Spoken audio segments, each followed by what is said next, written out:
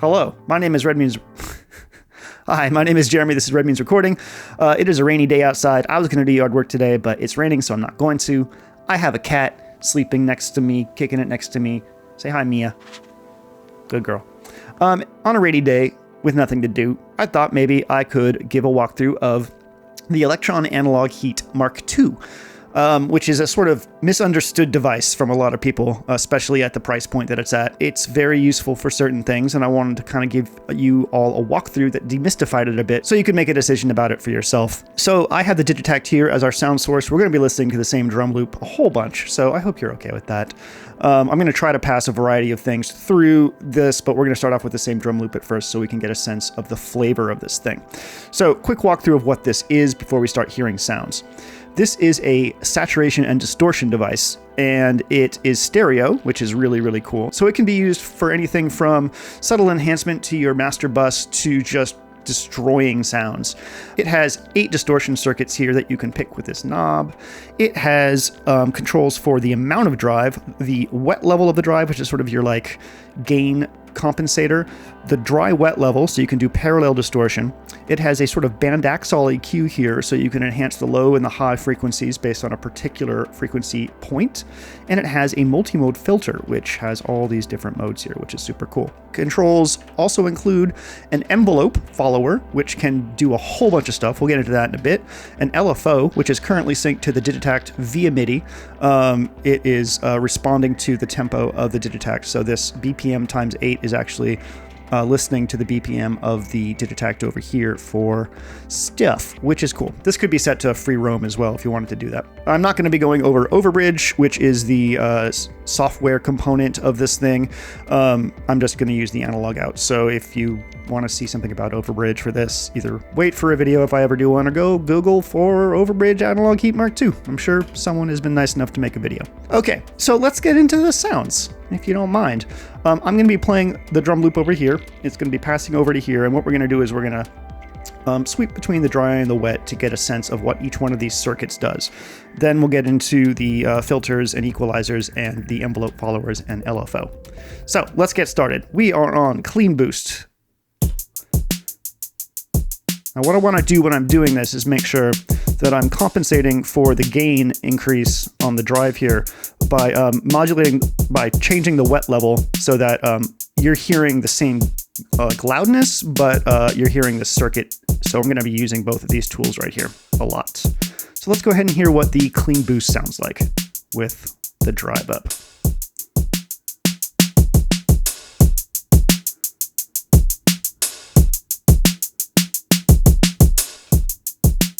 Very subtle, but you can definitely hear some changes to the sound.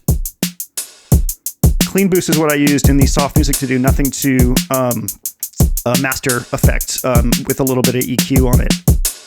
It's a very nice, subtle thing that I would reach for my master channel if I was using this as an analog saturation unit for mastering, which I do love analog saturation on mastering.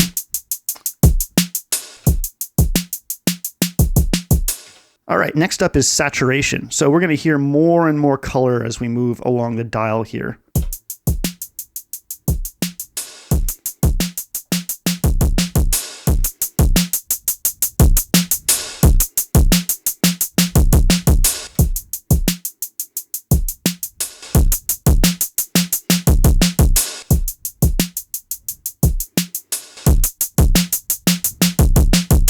Next up is enhancement, which is kind of a weird one. You'd think enhancement would be sort of like Clean Boost, but it's got a lot more color and flavor than Clean Boost does.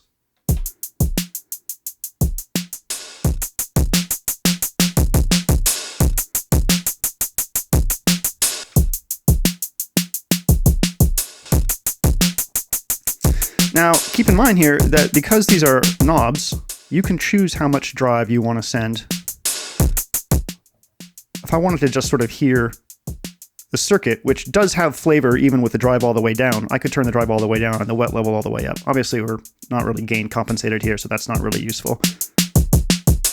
But a little bit of drive sounds different than all the drive. So So there's sweet spots to be had all through there. The other thing to keep in mind is that because you have a sweepable dry wet knob, you can do parallel distortion or parallel processing, which is really, really cool. That's the enhancement. Mid drive is up next.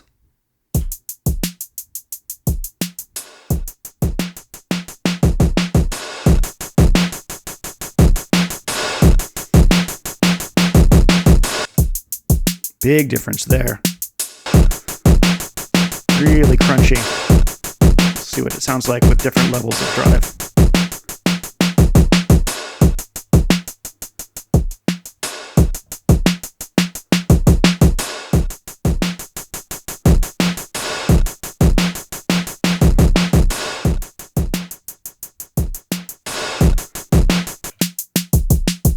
Rough crunch.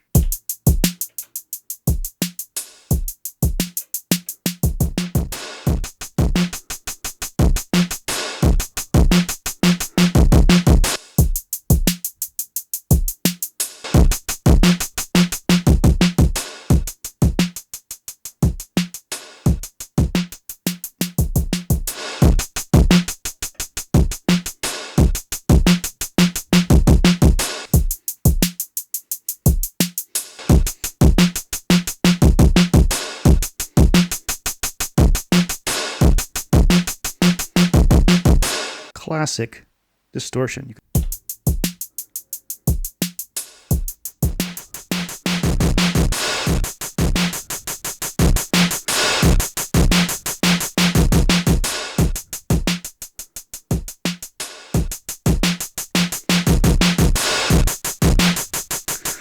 These ones that have a lot more gain and distortion are good candidates to use for parallel. If you just wanted a little bit of parallel color, which is kind of cool. But I like the big crunchy shit. Round fuzz. All the furries are like, oh, whoa, whoa. Round fuzz, oh, whoa, whoa, whoa, whoa, whoa.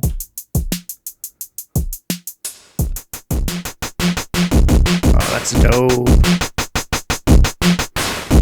I love the way the hi-hat breathes.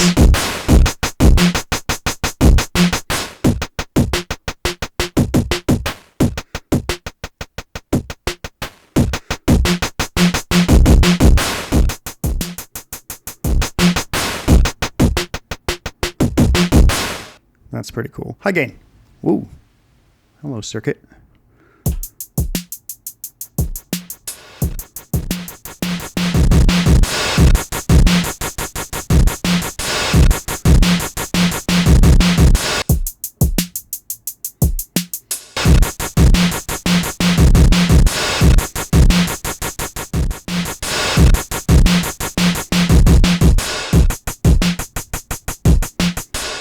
So, circuit changes quite a bit depending on how hard you're driving it, as you might expect.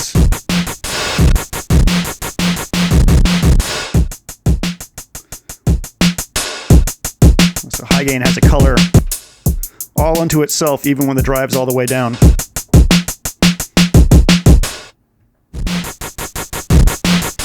That's great. That's super hot. Super hot. So those are the flavors of distortion that you can get from this thing. Everywhere from clean boost to different flavors of high gain craziness. I do want to comment on the build quality of this because it's really good. This knob feels very nice. The knobs feel the same as these Elektron ones over here. Buttons are obviously the same as the Digitact and all that kind of stuff. So if you like the way this feels, you'll like the way this feels. All right, I guess next up would be the filter and the EQ. Let's listen to the filter. So we have a bunch of different filter types. Low pass with a 2-pole. Ooh, that's some resonance right there. You can hear the resonance gets pretty beefy. Ooh, brings out some harmonics there that are kind of nice. Yeah. Yeah.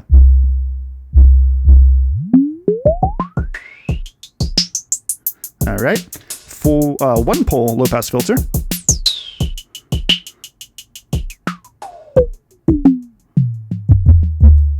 The difference between these two is kind of demonstrated right here. You can see that one has a harder slope, a harder fall off than the other one. Let me go to the filter page so you can actually see. Look at that. Look at that beautiful feedback visually. It's a very tactile device in terms of both hands and eyeballs. All right. Next up is a bandpass filter.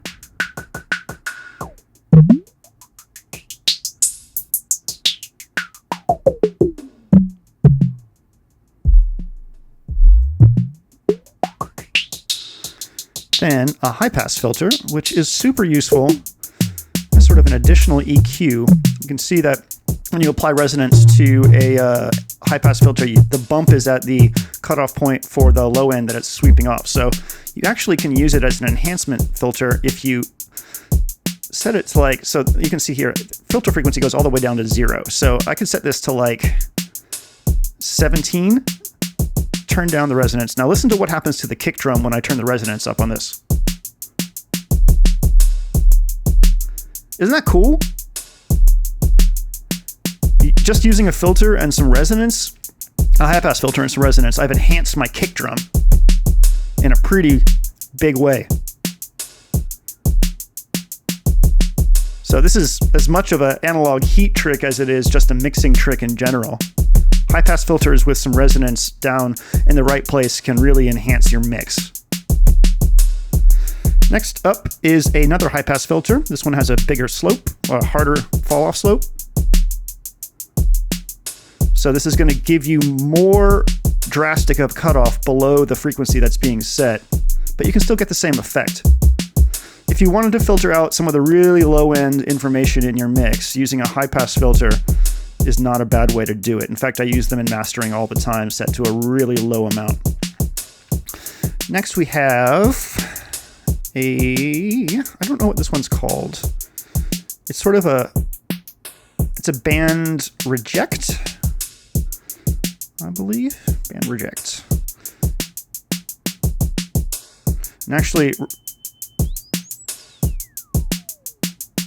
resonance does some weird things here. You can see the feedback on this, how we're widening and sharpening the slope of where the filter is until we ended up getting self-oscillations.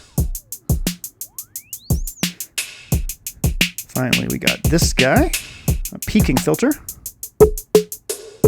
You know, if my friend Peak is watching this filter's for you.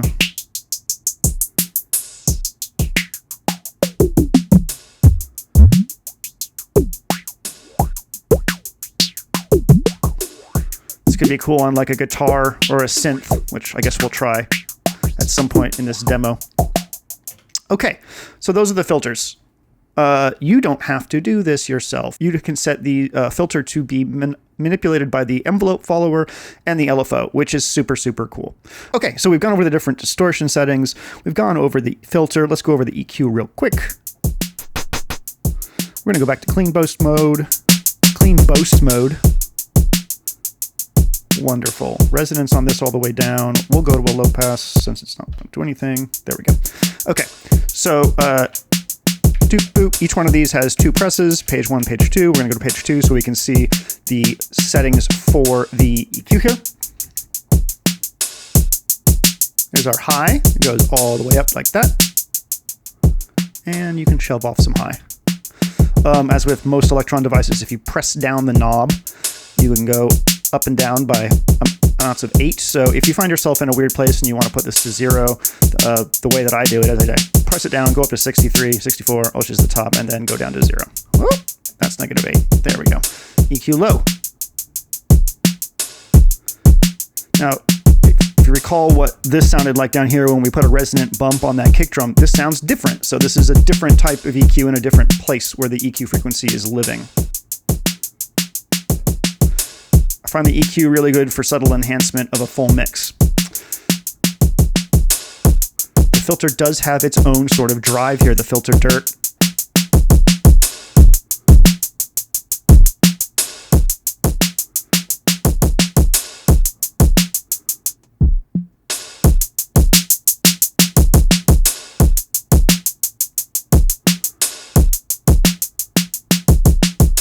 That's what the EQ sounds like. Let's go over to envelope.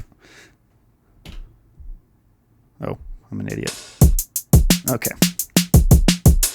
All right, this is an envelope follower. You can see that it is taking the audio input from this little dude right here and displaying a waveform of that. So you can use this information to do lots of things. You can set it as a modulation destination to a bunch of things. So let's go ahead and turn up the amount so that we're getting a full range of input there. Whatever, 10.5 is fine. Okay, so now we have an envelope follower. You can change the attack of it. You can see how it's smoothing out down there. So if you didn't want the peaks to be super hard, you could smooth them out with the attack. The release can be set to be super peaky, super quick, or really long. Now you have a smoother release. Okay, I don't think that's where it's supposed to be. Whatever. Trigger mode over here is a way to set the input peak level to create triggers, which you can use on the LFO. Now see down here, there's this little bar that's now appeared underneath. That's because it's hitting my trigger threshold. If I turn this all the way down, it's going to be triggering pretty much all the time. But we just want a little bit of trigger because we're going to use this later. So it's basically going to trigger on the biggest amplitude input that it gets, which at this point is pretty much the kick and the snare. Okay, so you're like, great, well, this looks really pretty, but what the hell can I do with this? Well, if you hit this over here, you can set a modulation destination for the envelope. You can actually set 2, and I'll show you how to do that in a second. So we're going to set this to something really obvious, like the filter frequency. Oh, actually, wait, no, what did I do last time that was cool?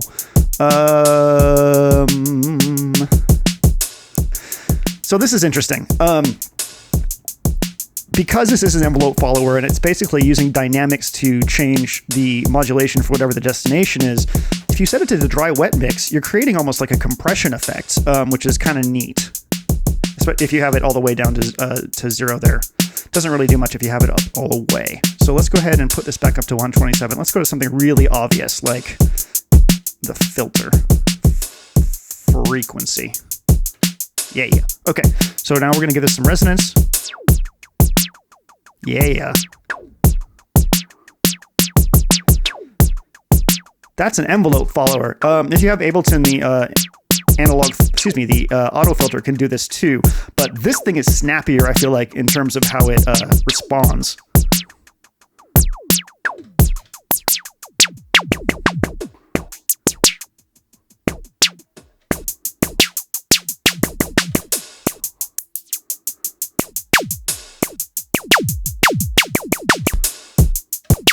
All right, let's go back to this. Back to our filter.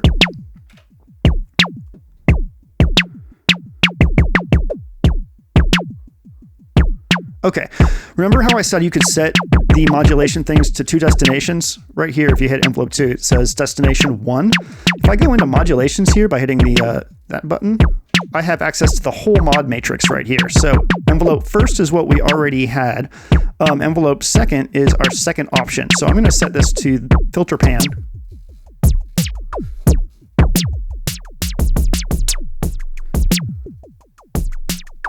So that's an envelope follower. We're going to turn this off real quick so that we can use the LFO next. LFO is, in case you don't know, a low frequency oscillator. It is, as you can see, this sweeping modulation source. And like the envelope follower, it can be set to do anything you want. 2 pages for the LFO. The first one includes the speed of the LFO. You can set the tempo of this internally if you want, but again, I'm using the MIDI out of the Digitact to trigger the sync clock on the end of this. So it's set to the tempo of this, which is 87 BPM. So this BPM multiplier, depending on the speed, will multiply this LFO by up to just a ton. 2,000 times on that multiplier, which is cool because you can modulate the speed of the LFO based on a couple things. The wave shape of the LFO. So we have triangle right here, which looks like a triangle. We have a sine wave, which is going to be a smooth triangle. We have a square, which is just blunk blunk. We have a saw, which looks like that. We have this exponent thing, which is pretty cool. Almost looks like our envelope follower, doesn't it? A ramp, which is almost like a reverse exponent, but it's a linear up as opposed to that exponent up and down. And a random. Is that it? Yeah, that's it. Look at that random wave go. Let's go back to triangle. And no, you can change the phase of the LFO with the start thing here. You see how it's not connecting with itself now? It's because you can change the phase of where it starts using the start thing here. LFO page 2 has a fade-in option for the LFO. This is going to be something that you'll use if you're using the trigger mode for the LFO. So every time the LFO is triggered by something, which would be the trigger mode for the envelope or an external input, it will choose whether or not it wants to fade in. This has, I think, all the modes that the LFO does on like the Digitact and Digitone. So this is just normal free running. This is free running. This is trigger, which we'll show off because it's really, really cool. A hold mode. A single shot mode, and I don't know what that is, half mode. Probably needs to be triggered. Your destination, which we'll turn off for now, and then your LFO dep. So we're going to use the filter as our destination for the LFO just to hear it again. Let's hit play. Let's turn our filter down. Let's choose the filter frequency as our destination. And you can hear the filter now sweeping the visual output of the LFO. I can go back to page 1 here and multiply that up if I wanted to.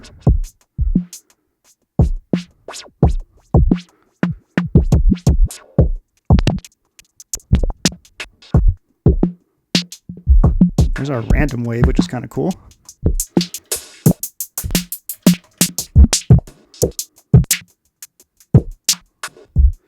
Anyways, that's the LFO. I don't really need to go into it too much in this mode.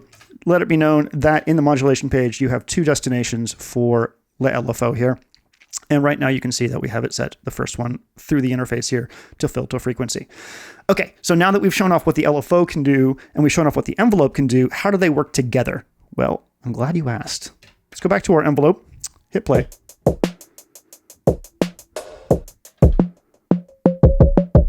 Okay, remember how we set up that trig here? The trig thing that's going on down here via this threshold. So let's go into our modulation sources and go up to envelope 2.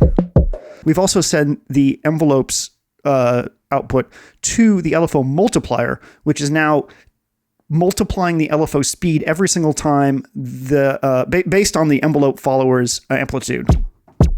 Let's turn this to... This sounds cooler. We can still set the LFO set to filter frequency. We can set the LFO to something else too. Let's go ahead and do that.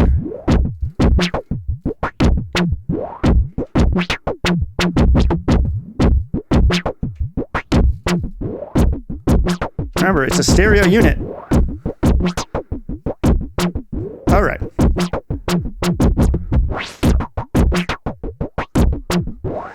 Now with the set, I can screw with the envelope here.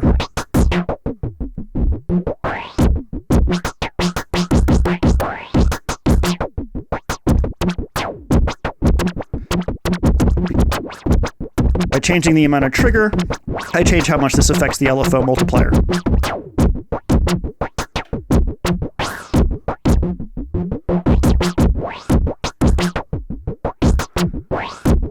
Now, we got this crazy ass signal, but what if we wanted to mix it?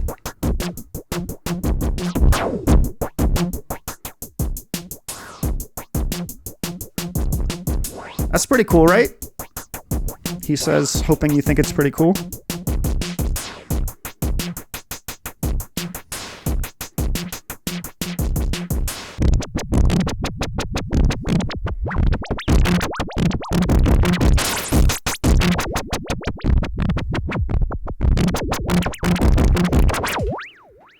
Okay, I did promise I'd send some different sounds through this thing, and I'm pretty sure you're tired of that drum loop right now. So how about we start off with this?